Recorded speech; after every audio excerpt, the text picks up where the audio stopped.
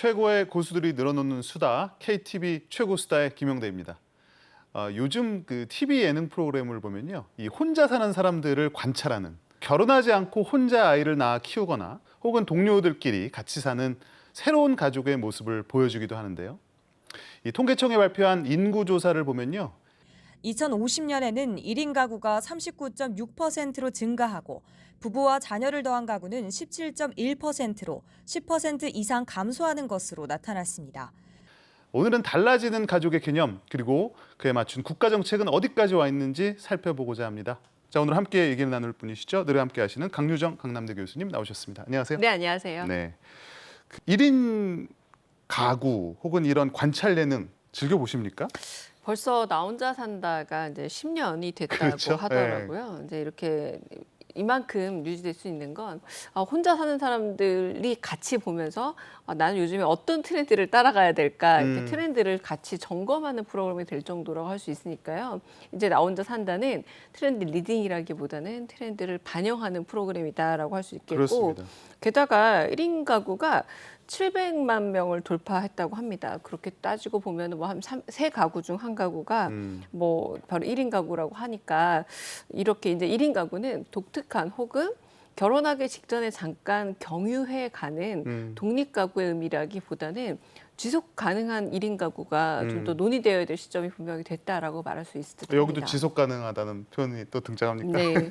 아니 처음에 정말 기억이 나요. 나 혼자 산다가 처음 나왔을 때는 그야말로 좀 신기한 프로그램에 가까웠거든요. 맞아요. 그리고 나 혼자 산다뿐만은 아니죠. 사실은 이런 또 1인 가구 관찰 예능의 숫자도 늘어났는데 대표적으로 뭐 MBC의 아무튼 출근 같은 프로그램도 그렇고 JTBC의 독립만세, SBS 미운 오리 새끼 이런 그런 관찰 예능들 보면 지금은 사실 거기서 보여주는 거가 오히려 현실을 반영하는 경우도 굉장히 많고 이미 그렇게 많이 이루어지고 뭐 대중화란 표현은 그렇습니다만 좀 보편화된 이야기들도 많기 때문에 그 10년 사이에 사실은 나 혼자 산다를 바라보는 우리의 시선도 바뀐 게 아닌가 싶습니다.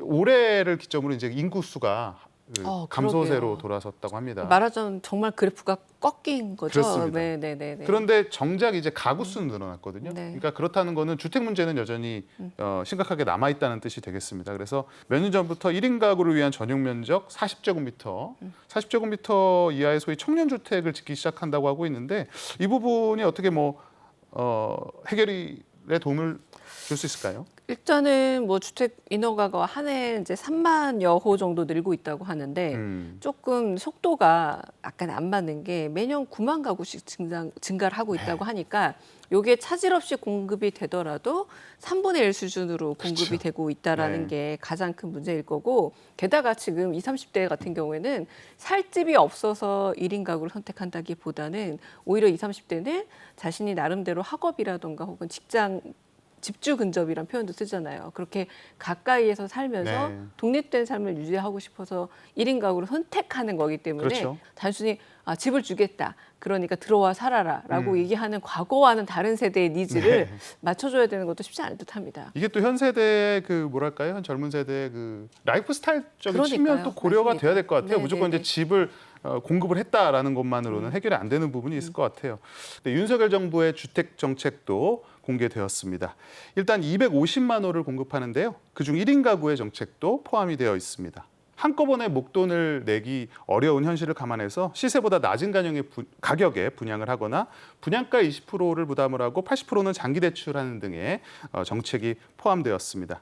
또 1인 가구 주택 마련을 위해서 대출에도 또 많은 혜택이 있다고 합니다. 근데 이게 이제 보통 보면은 39세 미만이죠. 네. 39세 미만의 청년들은 어느 정도 대책이 나오고 있는 것 같은데 중장년층, 노년층은 맞아요. 이제 여전히 이런 정책에서 좀 소외된 게 아닌가라는 또 지적도 나오고 있어요. 사실 뭐 최근에 뭐 이렇게 뭐 빈 깡통 연립주택을 뭐 분양을 받거나 혹은 전세를 들어갔다가 억지 격으로 그 집을 안아야 되는 그런 어떤 부당한 일도 많이 있고 네. 한데 이런 저는 법률적으로 안내해주는 교육 서비스라든가 이런 것들이 필요하지 않을까 싶고요. 무엇보다 좀 근본적으로 들어가 보자면 중장년층 이상 포함해서 건강이나 범죄, 고립 이런 문제들도 상당히 중요하지 않을까.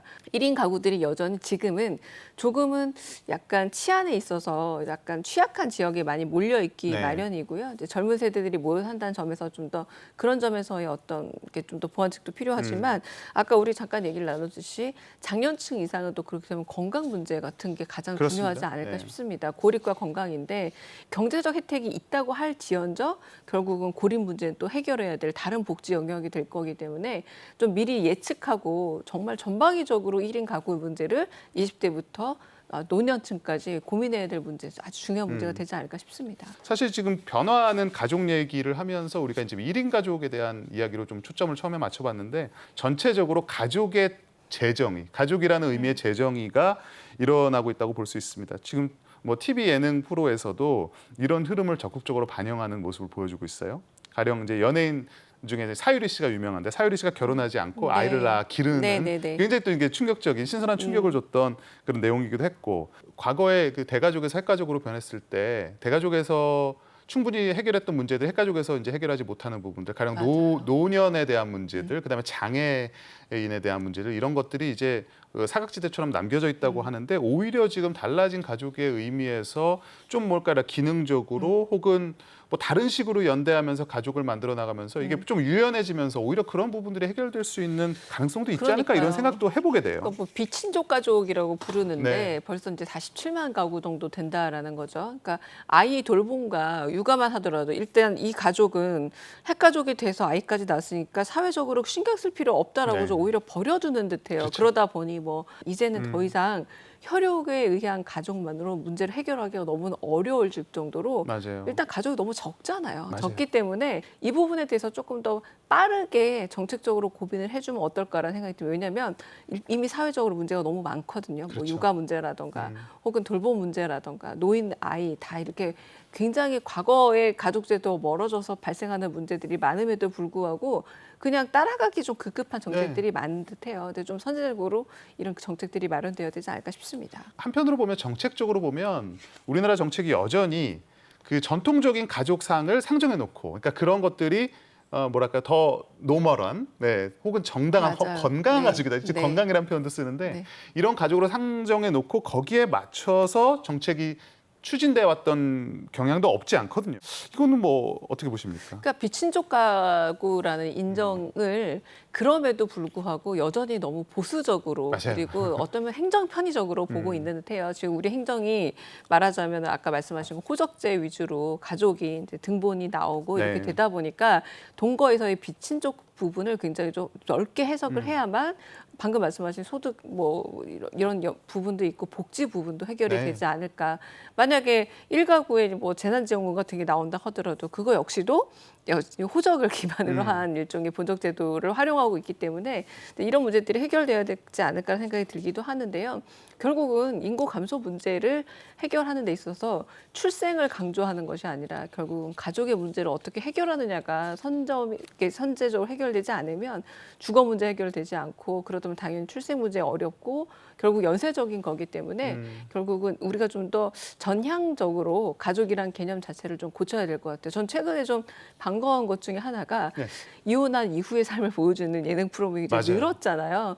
이제 이런 것처럼 이제 우리가 좀 인식을 좀 다양화하게 되면은 비친족 가구들이 등장하게 되는 이런 예능도 많아진다면 그때쯤 되면 이제 좀 일반화됐구나라고 체감할 수 있지 않을까 생각이 들기도 합니다. 예전에는 편모스라 편부수라 이런 거가 뭔가 하나의 낙인처럼 그럼요. 낙인처럼 됐고 숨겨야 될 사실처럼 얘기했지만 이제는 뭐 그런 시선 많이 바뀌었죠. 네, 많이 바뀌었습니다. 바뀌었고 네. 그 외국 같은 경우도 보면은 그런 그 뭐랄까요 인구 조사나 이런 정책을 할 때 우리가 알고 있는 전형적인 그 배우자라는 개념 혹은 그 동거인 혹은 동거하지만 동성 파트너 이런 식으로 맞아요. 다양하게 맞아요. 구분을 하고 있는데 네네. 이제 우리도 이제 그런 식으로 좀 다양한 구분을 통해서 모두에게 혜택이 가는 이런 부분들 고민할 때가 당연히 된 것 같습니다. 물론 그런 부분들 고민해서 여러 가지 정책들 이제 준비하시리라 생각이 들고요.